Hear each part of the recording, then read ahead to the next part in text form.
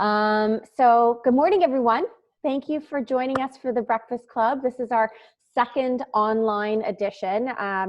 So happy to be here with all of you. I'm just so happy that this community is continuing to come together and connect in a way that we can, in a way that's safe. So thank you.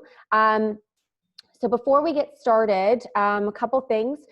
We have at the bottom of your screen, you should see a chat window or a chat icon. You can, we've got lots of good mornings in there. That's so awesome.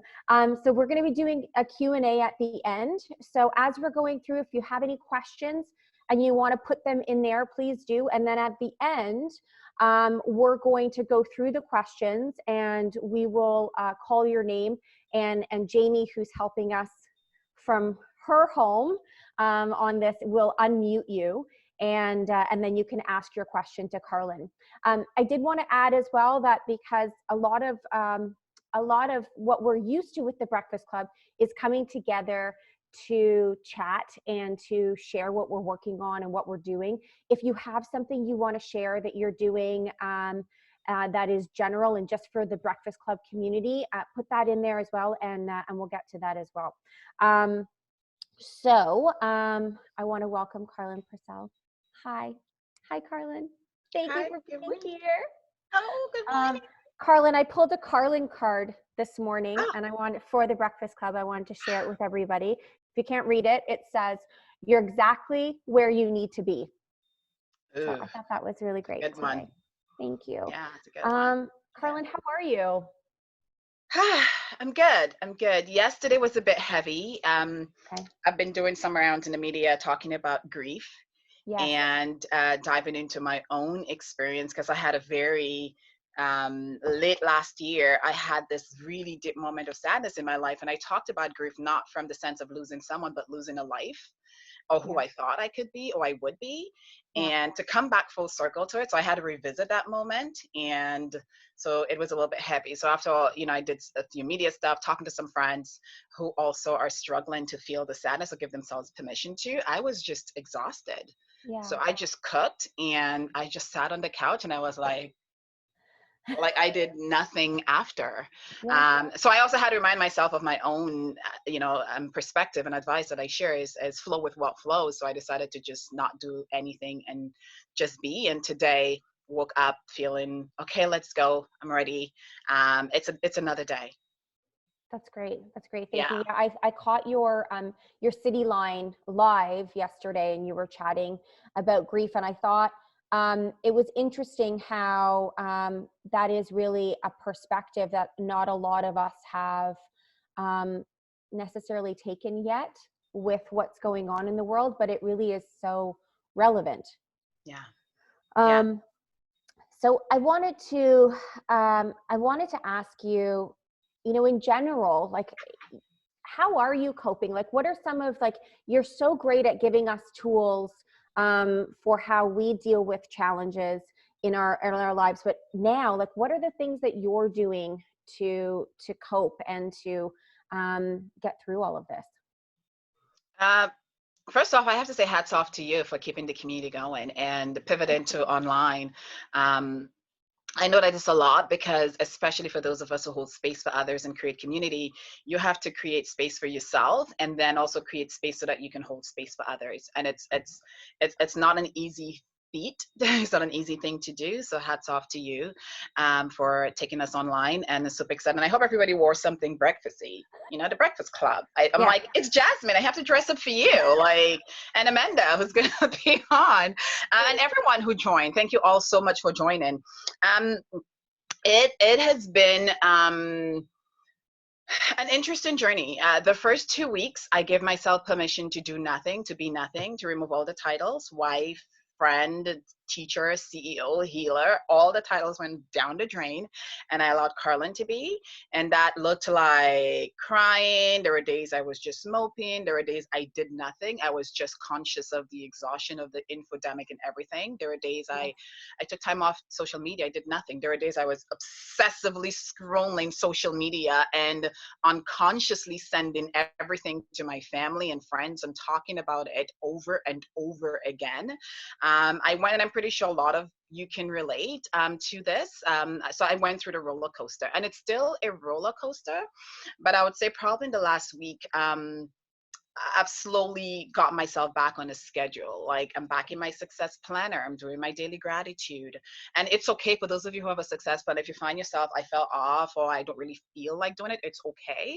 But I have been, the one thing that has been keeping me consistent is my push-ups. So early on this year, I always give myself one small thing to build a discipline in myself, but also to build, keeping my promises to Karlyn. How do I keep on building self-trust? How do I stop self-sabotaging? So usually, what is that one small promise that you can keep to yourself? So my measure for that is daily push-ups. And I started early on this year with 5 push-ups a day. And now I'm at 20 push-ups a day. And yeah, and That's that has really really helped me. It's like kind of like my thing. So once I do my push-ups, for me, I'm like, okay, I've done something for Karlyn. So now I can go and, do what needs to be done for the rest of the world. So there are days I have scheduled days. I have my planner. Here's what I'm going to focus on. There are days where it's like, okay, it's an unfolding day. I wake up, my soul is a little bit on a rumble. It doesn't know what it needs. So I usually allow myself to, okay, I'll clean the stove, or let me clean the sink. And I allow the day to unfold. I might read something, I might do some research, I might write something, but I allow the day to unfold as it. So right now it's still a mix. Okay. Yeah, I saw you did a post the other day, and I want to quote this properly. You said, "Let's deposit today a micro habit into our future self bank account." And I was just floored. I was like, that is amazing. And and to your point, if it's just something simple as finding those 5 minutes to do your push-ups and write something in a gratitude journal or something, whatever your process is. Yeah. I just love that. Like, deposit today a micro habit into a future self bank account. I was like, I just love saying it. Because everything every day, every action we take, everything we focus on, you're consciously or unconsciously in some cases building your future self. Like, you're literally working on the woman that you want to become. So when we consciously notice that or anchor it, you're telling your brain, hey, that matters to me. That matters to me. This is something I want to build on my personality, because your personality is your personal reality. Like, we choose our personal reality every day. How we decide to respond to, my husband in the moment where it's high stress, he's stressed out, there's a lot going on. How I choose to respond in that moment, I'm creating future Karlyn, right? I get to decide. I have a choice. And let's be real, it's not always the ideal choice. Because sometimes I'm like, okay, you're pissing me off. You need to just leave. I mean, it's 2 rooms. I'm like, go in the bedroom then, or I'll be in the living room, because we live in a condo and it's tiny, right?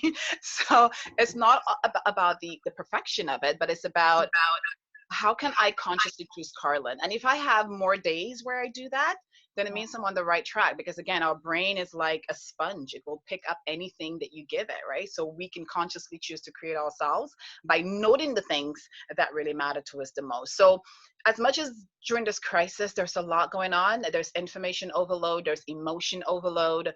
Some days you might feel like you're on a slide, on a water slide that's just you can't see the end in sight. I say anchor that one little thing that you do for you, where you get to choose you, because the more you fill your cup, the more you can bring to your consciousness the things that fill your cup. Now you can, with that overflow, you can now give to others. You can be more present with your husband and give that extra support when he needs it, or your mom, or your friends. And then you can take it from there. But in the midst of it all, the one thing that I want us to remember is, take that one little thing for yourself. Don't forget you in the process. Because my first grievance stage last year, when I first shared it, I felt like I had lost Karlyn in the midst of it all. Yeah. And I think that's a really good reminder. I'm sure we've got a lot of moms and partners and, you know, ladies who are juggling it all right now. Mhm. Leslie, you're also included, and my husband's also on this, so you're also included in that, babe. Yes.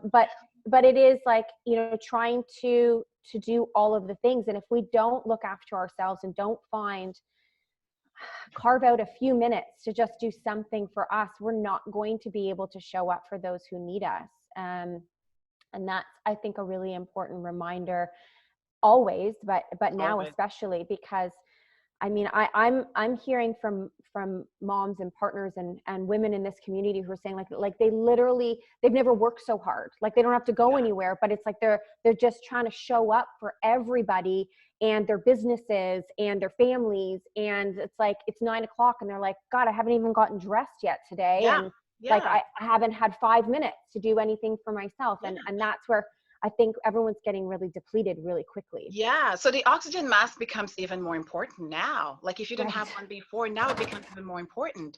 And the thing is, in the midst of it all, we're not taking care of the family and doing our business and all the things in a business as usual world. We're doing it in a crisis.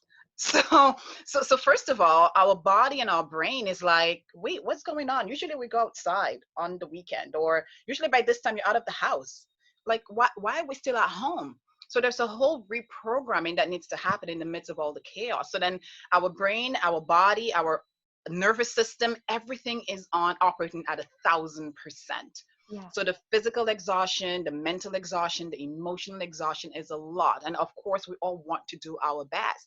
And especially for moms, because I've been speaking to a lot of my mom friends, kids learn through modeling, not through what you say. So they're watching Right. your body language, because nonverbal cues are more important than verbal cues.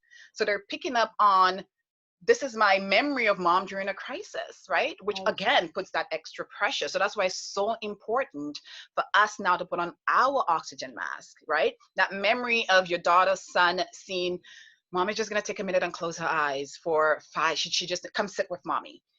That is so powerful, because now that modeling, because the subconscious brain is looking for that data, now that is a part of the memory for, you know, your son or your daughter, or your children, right? Right. So there's no right or wrong way to do this, as long as you do your best. Mm-hmm. And because the body is such a great memory bank in terms of our history and our past, because we're slowing down now, a lot of things will be coming up. Our bodies will tell us what kind of relationship we have with ourselves, and the Yeah. relationship we have with our children, and what kind of relationship we have with our partners, because we're not going at the hamster wheel pace anymore. Right. We've kind of slowed down, though the world slowed down, but also the heighten of uncertainty and not knowing what's next has ramped up. So now there's this huge gap that our brains and our bodies and our minds are trying to bridge, but we don't have enough data for it. So Right. that will continue in the background. So it's so important for us to not put up so much stress on ourselves, constantly check in with you, and make sure that you just every day, like, look for little things that make you happy, and you anchor that by writing it down. That micro habit, you write it down. If you don't have a success plan, I just have a journal, and you just note, today I sat out of the window for 2 minutes, I saw a bird and it made me happy. Yeah. That's enough. Yes. Yeah. And that is, and because gratitude really is, it is the path, right? Yes. And so many of us, or it's the vehicle, or it's the tool. And sometimes we're like, well, I don't know how to be grateful, but there's always that one thing, like you said, Yeah. just sitting and looking out the window at times, or was able to have a shower today without anybody bugging me, or, you know, I didn't have to do laundry today. Yes. So the other day, you talked about emotional flossing. Can you Mm. tell us more about that? Yeah. Emotion is energy, and because of what we're going through right now, like I said, there's so much data coming our way, in the sense of we have to reprogram and redirect everything, in the sense that it is not business as usual, but now we're at home and we're working from home, and we're still doing all our home duties. So there's a lot of information that's coming up. Our bodies are confused, our brain is confused. So we're currently in the process of reprogramming. So all the emotional data that is stuck in our bodies, and our mind is constantly sending information as well, we need to floss that data, because if you don't floss it, if you don't get rid of it, then it becomes stuck. Right. And then it's like, where am I carrying the weight of everything that's happening right now? Is it in my shoulders, right? Is that where you're feeling the pain? Is it in your wrist, or is it in your jaw? Are you clenching your jaw a lot? Is it costing you lack of sleep? Right? The thing about our bodies is that it's so intelligent, right? We all Right. have that ability for us to take our emotional data and convert it into intelligence, but it means that you kind of have to pay attention to the notifications that your body's sending you. Just as, on Instagram, we have our notification, oh, you have a new message. Our body sends us data every single day. It lets us know when something is off. So emotional flossing, the concept is giving ourselves permission to identify or to listen to that thing. And it's not necessarily for you to take an action on it, because pausing and silence is also a very powerful action. Okay. Acknowledgement is a powerful action. Just noticing and saying, kind of feel that thing on my chest. It feels heavy. I don't know what it is, but I see you. I recognize you. Thank you for whatever it is you're here to tell me. Yes. And as you go through your day, because don't forget, the brain is like a computer. If you tell it what you want, it will give it to you. So just asking a question, sometimes it activates our prefrontal cortex, which is the part of our brain where we filter information through, our values, the things that really matter to us, the fact that we want to leave a legacy behind and leave something, that we're proud of for our children and our loved ones. It will work on your behalf. We don't have to, quote unquote, work hard to get it done. Sweat equity is not a part of the equation, right? But I know that that's what we've been taught. We've been taught that, well, you have to prove your worth as a woman and a man by doing, right? So we have this one equation. So emotional flossing is giving ourselves permission to, what is the data telling me? What, am I angry today? I'm angry. How can I get filter out that anger? Where am I going to put it? Because if you don't put it in a acknowledgement, a pause, whether it's coloring, whether it's doing that 10 push-ups, jumping jacks on the spot, going out on your patio if you do have a balcony, if you don't put it somewhere, it stays stuck in our bodies. It stays stuck in here. And unrealized pain or unrealized emotional data, it turns into something that usually ends up into physical pain or psychological pain. I mean, that is something, I hope more people believe that, because I only came to that realization probably a few years ago. And it really is so important that you have to deal with your shit, and you have to acknowledge, because it will show up in more powerful, it'll just keep screaming at you until it can be heard. And that's where it can manifest into physical and more dramatic, drastic things. So I wanted to ask you a couple of things and then move on to our Q&A. So first of all, what books, I know you're an avid reader, and what books would you recommend that people try to read right now? Like, what would be your top pick, or your top 3, or your top 5? Oh, top 3. Oh my gosh. Where? I thought I brought it with me. Oh, I did not. For sure, I would say Gifts of Imperfection by Brené Brown. Okay. Top. Because of, like I said, the pause will bring up a lot of data from our bodies that has been in our subconscious. And going through a crisis, because the brain is very good at remembering information, it might pull data from your past in the present. So you might recall an experience from, I don't know, 8, 10, 15, 20-year-old you, 30-year-old you, that is coming back to revisit for healing, for reflection, et cetera, et cetera. So what I love about Gifts of Imperfection, Brené Brown talks about shame resilience, how to recognize shame. Again, I credit her for so much of my growth and that so many aha moments in my life, because I felt like she was a fly on the wall while, she wrote that book. So that's one. The other one is definitely Women Who Run with Wolves by Clarissa, Pinkola, Estés. I love this book because it reminds me of, of of how amazing we are and how much power we have as women. It's all about reclaiming your wild side. And I just love it because I see it as a huge permission slip for us to be unapologetically ourselves, Yes. right? It's a reminder to reclaim the power that you always had inside of you, but because we had to adapt and we had to perform for our current environment, right? We end up minimizing our light and who we are, right? And we end up giving our power away to whether it's societal norms or cultural norms or family norms, but it's really about a reclaiming of your power. And the third one, I would say, like, there's so many favorites. What would be the must-read third one? I would say Viktor Frankl, A Man's Search for Meaning. Okay. Yeah, he was in the camps. I just don't know how this man survived. I mean, I know how he survived. I've read the book, but he was in the concentration camps, and his work, Man's Search for Meaning, he talked about the mental resilience and how he was able to stay grounded in something deeper and bigger than himself that allowed him to stay alive no matter what they did to him. Goosebumps. And yeah, his work, that book is just it's incredible. It blows my mind every time I read it. But it's a really powerful book about resilience, about the human resilience, and it's called A Man's Search for Meaning by Viktor Frankl. A Man's Search for A Meaning. Man's Search for Meaning. Okay. And they say he who knows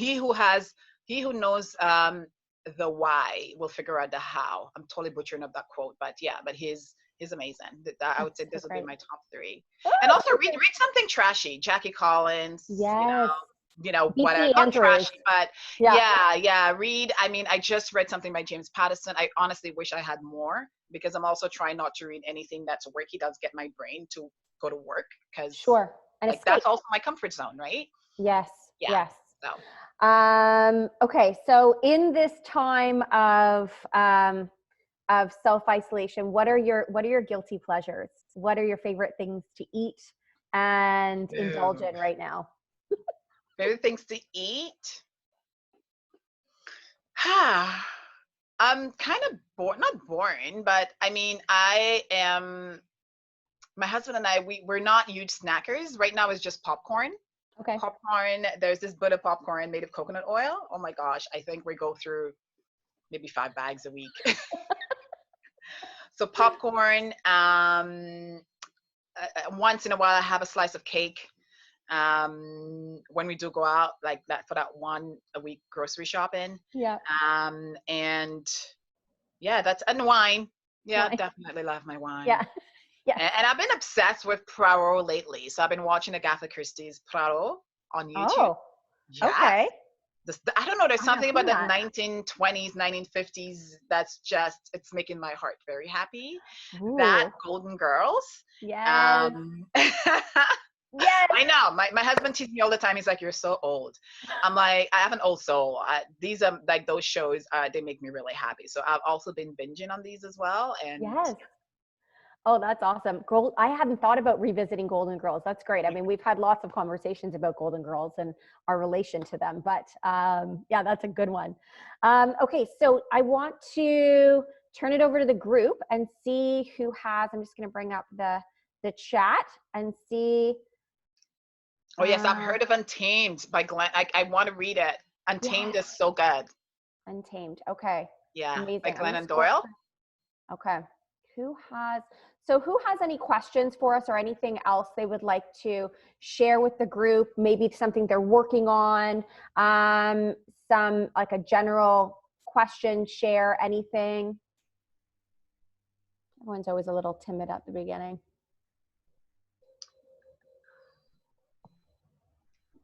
Okay. And hi, Amanda. The other thing too is, you know, a lot of people, I was speaking to a client last week, we talk about coping mechanisms, right? Like how are we getting through the day? And I invited everyone to look at coping through lens or through pillars. We have thinking, coping mechanisms, we have feeling, and we have doing. Okay. So thinking, feeling, and doing, it will all get us through the day, but sometimes we might be leaning heavily on one versus the other.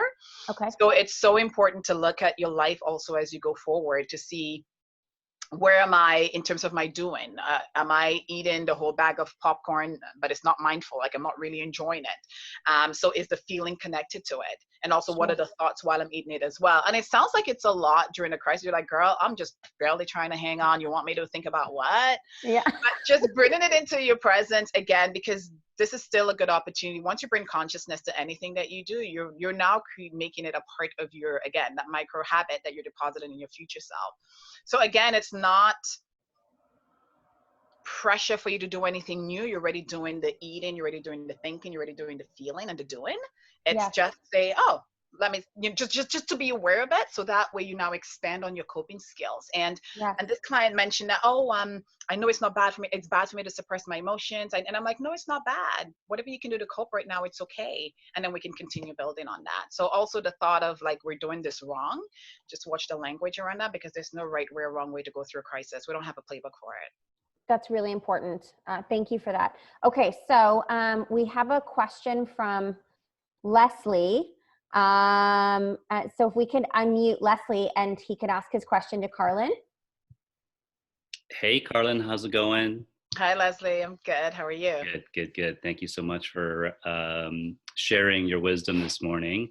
So my quick question is, if someone has a partner and they're not on the Breakfast Club call, and perhaps they're not emotionally and spiritually invested in their health, how do you enroll that partner into what you're into? That's such a good one, and one I know a lot of people struggle with.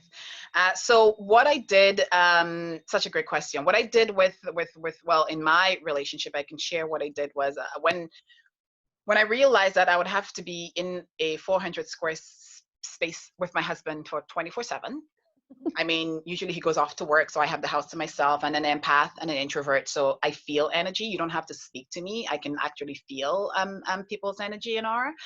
I realized that we needed to have some, not for lack of a better word, ground rules. So what I did was I took the sticky note and I put it up on one of, you know, a space in the house, and I told him, let's talk about what do you need as we go through this crisis, because let's be realistic, you know, tempers will flare up, things will happen, and we need to have some sort of code of conduct, right? To see how we can support each other. Because again, if you think about you as, for example, Jasmine, Leslie, myself, my husband, Jason, we carry our past with us into our relationships, right? And as things come up in our unconscious, I don't know what patterns or what conditioning or programming will come up. And as that come up, how do I support you if there is something that you'd need some help with?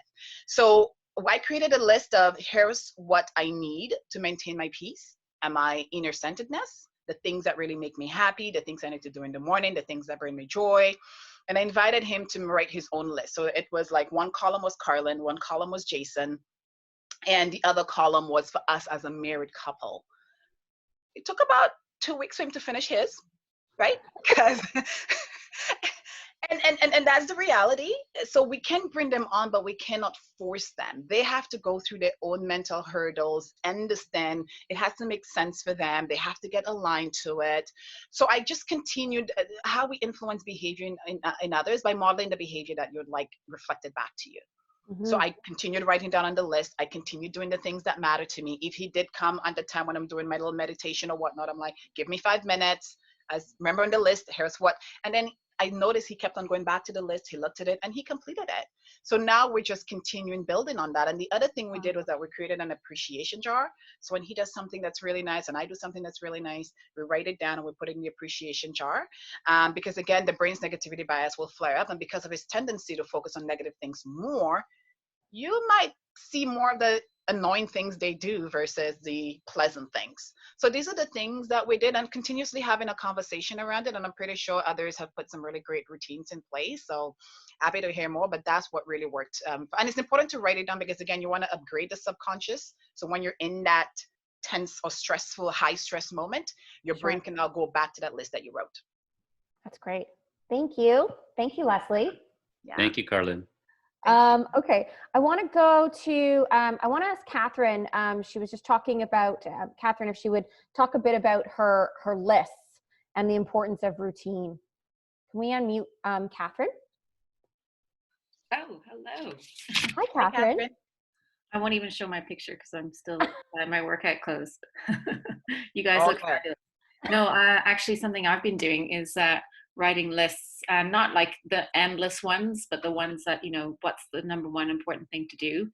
And it's not necessarily the important thing, but what's the thing that energizes me. And that's the kind of energy. I've got 3 kids at home, and they're all like high level athletes. So there's been a big shift for them. They're really missing their sport. Yeah. So they themselves, 2 of them are older, so they're kind of in their own little routine. But my third, he's in grade 6. So I've been giving him a list of his make breakfast. He goes online, he does a little bit of homework, then he does a workout. And it kind of involves everything, like your body, mind, and spirit, and try to get all 3 of those together. And once you're stuck in one, get up, move, pivot, change to something else. That's what I've been trying to do with my kids. Of course, they all think I'm mad. We are all a little bit mad though, aren't we? That also, being slightly mad, That's really great. I want to add to that. There's a woman by the name of Caitlin Cronenberg. She's an incredible photographer, and she inspired a friend of ours, Rachel, with a task in the hat. So they take all these tasks, like just, those spring cleaning type things that you'd like to get done, or all those things that you wish you could do if you had time. And they write them down. You write them down on different pieces of paper, and you put them in the hat. And then every day that you have time to do a task, you pull it out of the hat, and then that's the thing you try to do that day. And Rachel was saying how, like, just how accomplished she feels, like, these things, and how it just sort of keeps her going. Yeah. But it's those small wins, right? Like Absolutely. we have to, small wins. And our brain love lists and checking things off. So again, it's what, like, use your brain to help you during this time, right? Like, use it. It's such a great tool to help you to move forward. And it's so great, Catherine, that you have your kids doing that. They may not like it, but it's such a great skill to embody from such a young age, because later on they'll look back and they will thank mom for putting that, for giving them such a powerful tell skill. me, will they thank me? they might not, but you might get it. Yeah. Thanks, Catherine. So I want to call up Allie to chat. She was just mentioning that she read Emotional Intelligence 2.0. Yes. Allie, could you share a little bit about the book with us? Yeah, well, I'm sure, Karlyn, you have a lot more to say about this, but I was floored at how much I learned from this book, and I feel like it should be essential reading for every human being. If you haven't read this book, so I'll take it back a bit. It was actually mandated by my VP of sales, my direct boss, for our sales meeting that we had. We do an annual sales meeting, and I, at first, thought it was the biggest piece of BS homework, because he's the least emotional intelligent person I know. And I thought, how dare he put this as a task? And I started the book being like, well, he would do this and he would do that. And I just, when I could let that go and actually focus on myself and my weaknesses and my kind of sore spots, it was a huge, vulnerable moment. And it was awesome to see how we see ourselves, number one, and how other people would see us if we, allowed the feedback. So just opening myself up to feedback, and, criticism is not the right word, but just how every interaction, whether it's with your kid or your coworker or your mom or your mother-in-law, like, it was such a great, it's such a great, and it's something that you're just going to continue to go back to and go back to and go back to, because I will hold on and dog ear that book for the rest of my life, for sure. 1,000%. And especially now in time of crisis, leveraging the intelligence that you can get from your emotional data is so incredibly important, because like you said, with that feedback, you can now make more aligned decisions in terms of what your next step is, right? Or also learn now not to take things as personally, because you can understand that a lot of the negative reaction we get has nothing to do with us, but it's just people trying to understand the emotional data and trying to communicate that with the little resources that they have, right? So that's awesome that you're able to get that for yourself, because it's such a powerful tool. The more we understand self, it gives us more capacity to understand others, and that's the power of emotional intelligence. Yeah, and even to the very small pointer that they offer, where if you know that that coworker in that meeting is going to set you off and you're going to have a negative eye roll or sigh or whatever, they're like, bring a drink in with you. And when you get triggered, take a sip as if you're like taking a deep breath and just pause the moment. And I'm like, that is very tangible. That's amazing. Instructive. Yeah. What a great tip. Yeah. I mean, That's ideally, great. you don't need to take the sip, but if you do, you do. And you know what, and Ali, hats off to your team. I mean, there's nothing I love hearing more than when leadership is investing in that level of development with their team. I mean, that is incredibly powerful.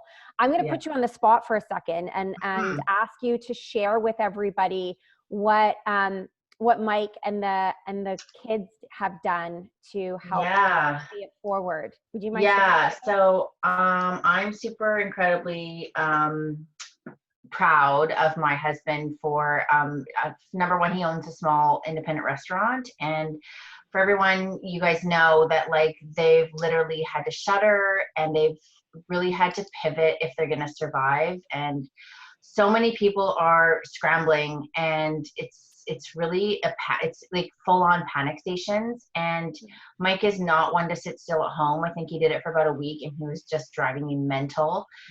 So him and the kids went and they helped out with this initiative that Sugo was doing, and they made all these restaurant meals for hospital workers. And he was so inspired by it that he started his own GoFundMe. And so now his goal is to do 600 meals for hospital workers across the GTA, and basically like putting it out there for any hospital team to kind of reach out and say, yeah, sure, we'll take one on Thursday, we'll take one on Tuesday. So now they have a bunch lined up. I'll share the link with you guys. Please do. Thank you. Awesome. Yeah, but they essentially have to think of a new business model overnight, because with John Tory's announcement of no group gatherings until the end of June, most restaurants can't survive that long without having any revenue coming in. So they're really having to figure out something else. And this is just an in the meantime thing. But yeah, so they're scrambling to try and figure out the next step. So yeah. Wow.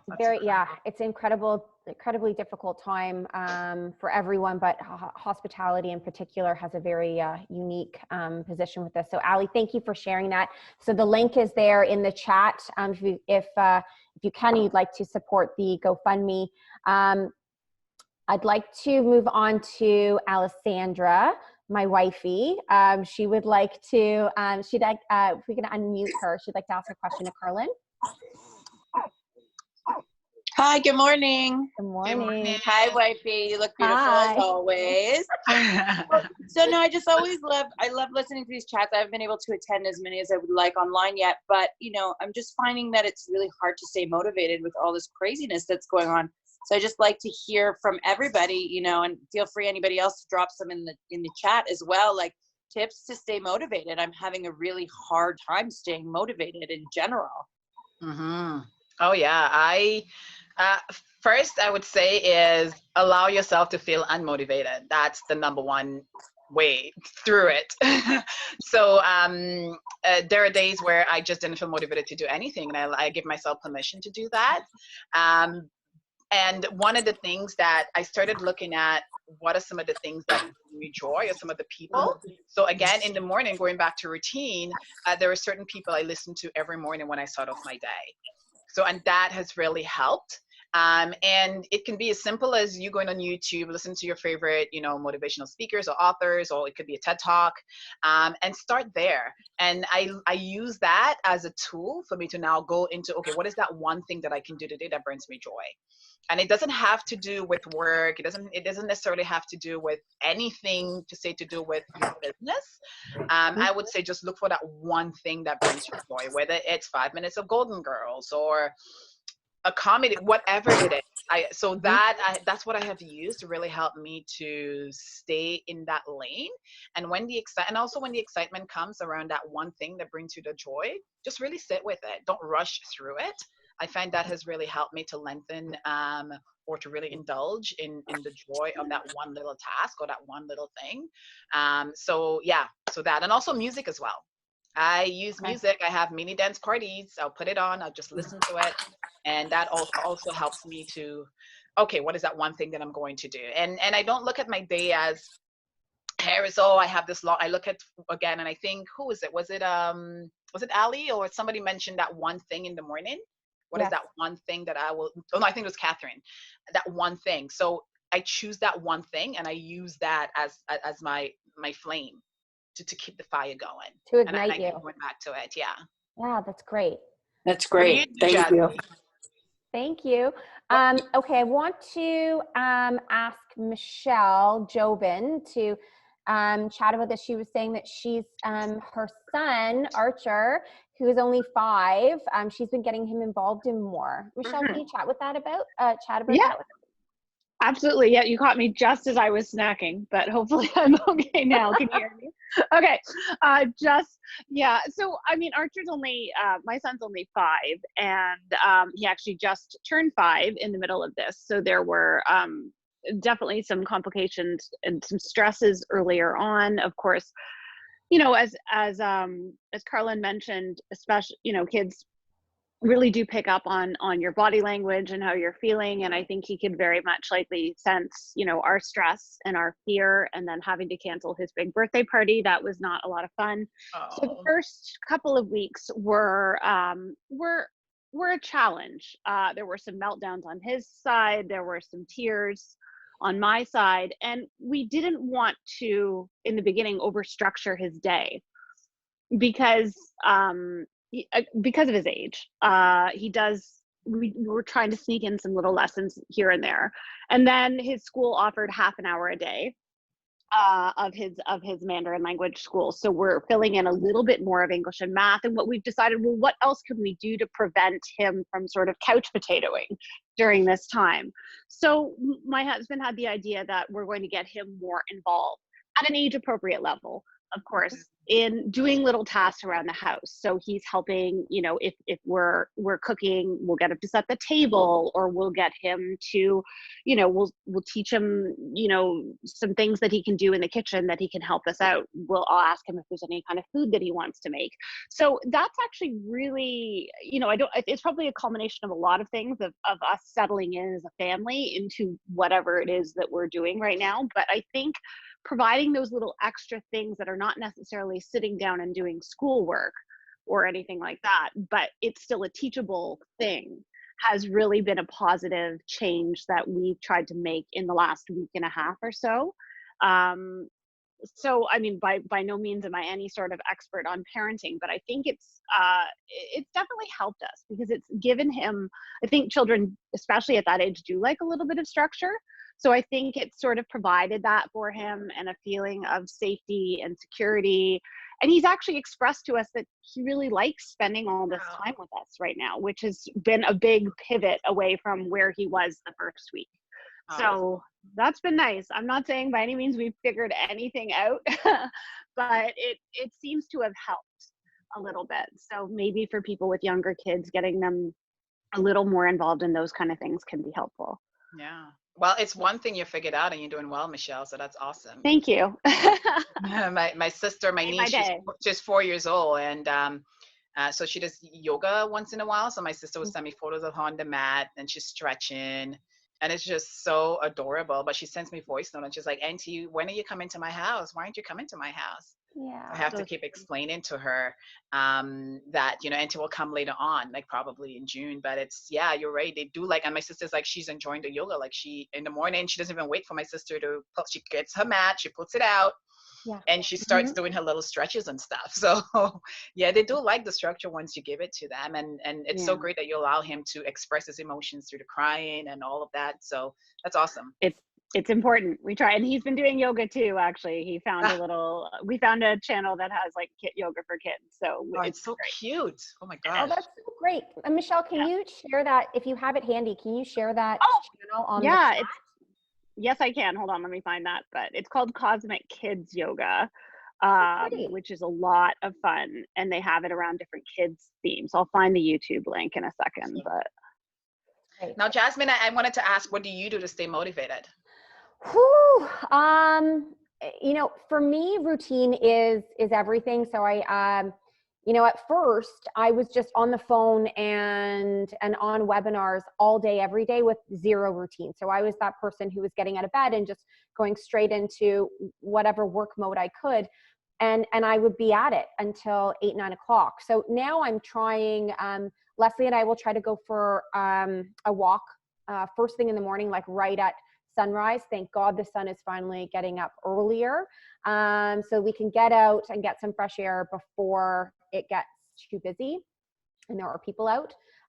We've been trying to do some exercises as well. I've just started with my push-ups.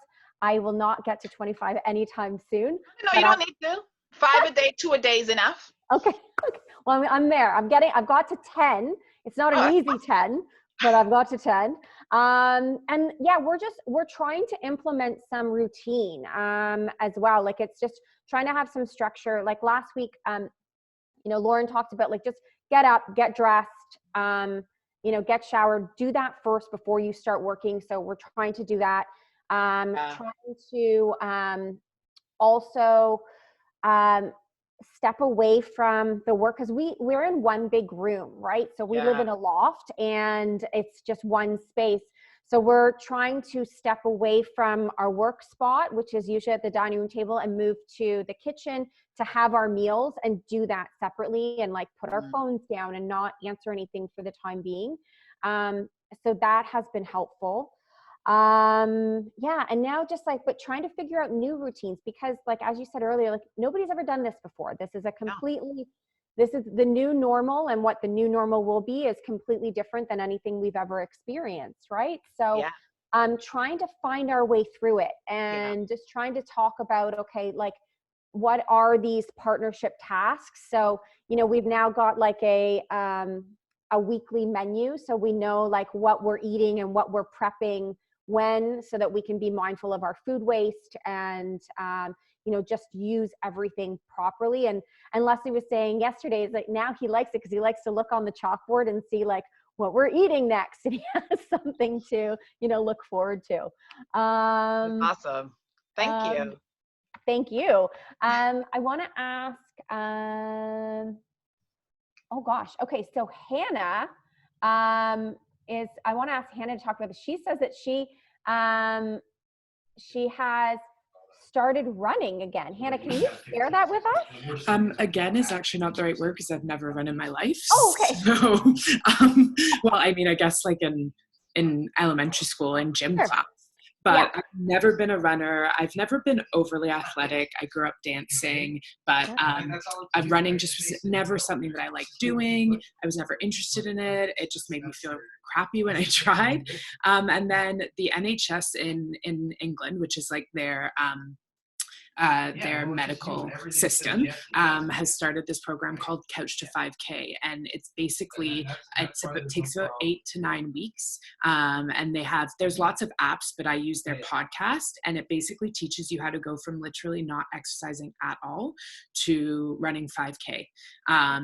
So I've just started this week, so I spent a lot of time in that like I don't know what to do zone. Everyone was like exercising and sharing, you know, all these like workout routines. And I was like, please stop talking to me. I don't want to do this.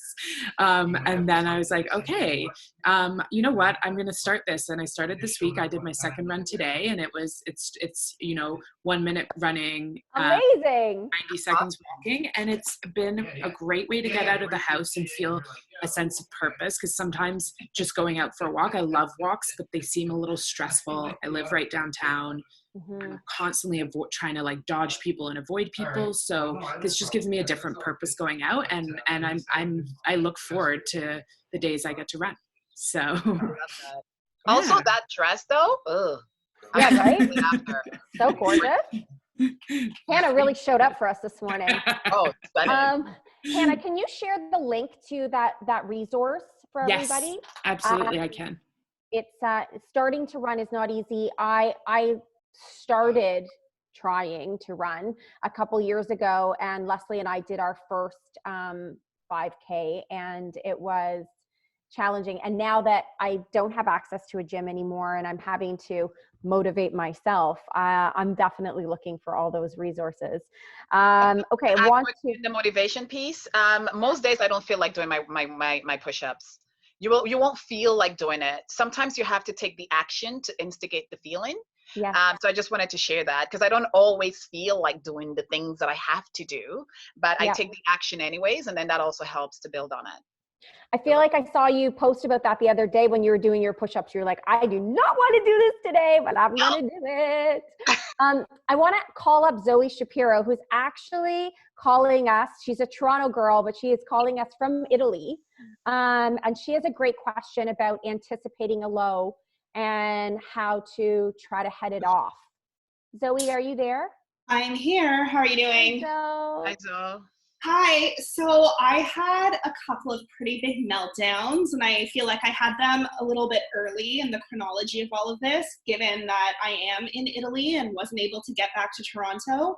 And since I did some confronting of my fears, and I've been in a pretty good place. I deleted news apps and Facebook from my phone, and I've been in a pretty good place for a couple of weeks now.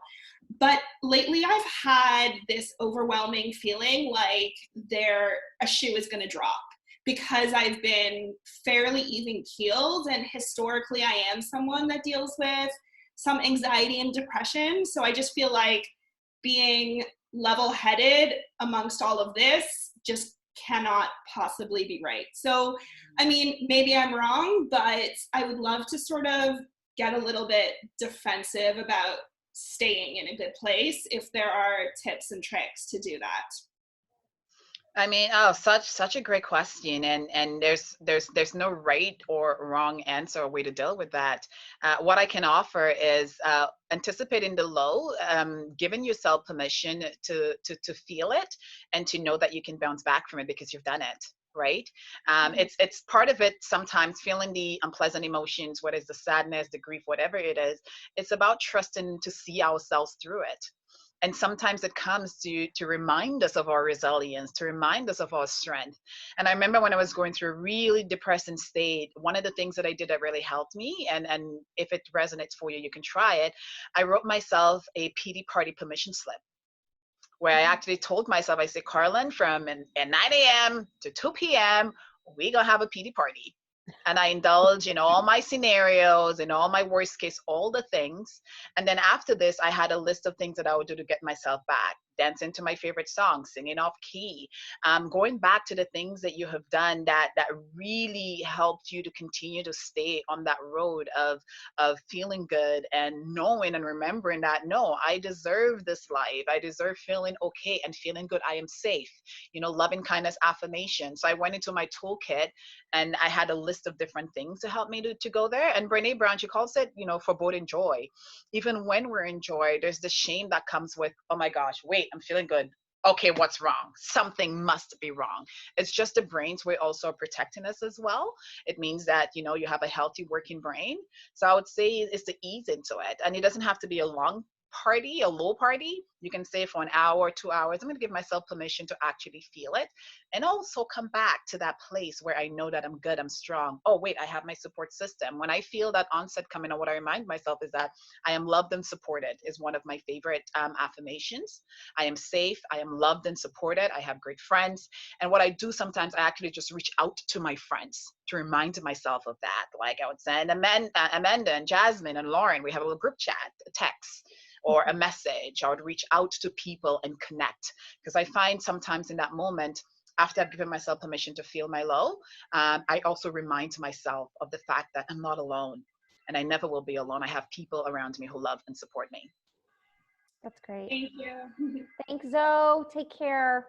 So, So we're going to have to wrap it up for today, but I wanted, before we go, we have, thanks to this amazing community, we have raised over $400 for CE Toronto. And I was hoping, Karlyn, you could share a bit of information on this great charity and this great organization, the work that they do. Yeah, they do amazing work with Black youth in the community who don't necessarily get a chance or be exposed. They're usually from at-risk neighborhoods as well, but they're super talented. So they do trades, they do craft, they do music, animation. So really on the spectrum of skills, and they bring them together. They've got chefs, they've got cooks, like really, really great group of young men and women. And they have been around for, I think it's been at least 5 years, 6 years now. And they just do really great programming for the youth. So I know that they will be super, super, super thankful and excited to receive this funding as they continue to support those youth, especially during this time where a crisis can just send us right back, right, to where we were in the past. So thank you all so much for showing up for the donation. Thank you, everyone. Yeah, I have to, you know, everyone who shows up for this, like this is the power of community, is that every week we're able to support a local charity and just give them a little helping hand. So this is always a pay what you can. Even if you've only got $2, if you've only got 20 cents, it doesn't matter. Give a small amount, because collectively, together, we're helping to make a big difference in a different community just by showing up here. So thank you, everyone. Karlyn, thank you so much. I just love you, and I cannot thank you enough for your energy and helping us all today. And thank you, everyone, for being here. Thank you, everyone, for coming, and see you soon. Can't wait to hug you again. Yes. Bye. Bye, everyone. Bye, Leslie.